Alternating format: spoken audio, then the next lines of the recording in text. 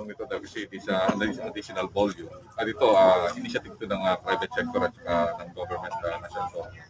I would like to thank Sec Berna and also Denayong Filipino for really helping us on putting up these two buildings, drive-through and ambulatory.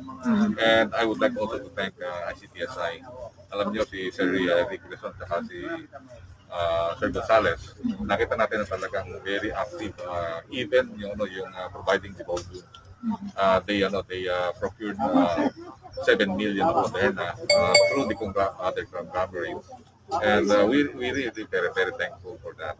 And the national government, the president even said to his statement that he really appreciated very much the support of the private sector, particularly in this time.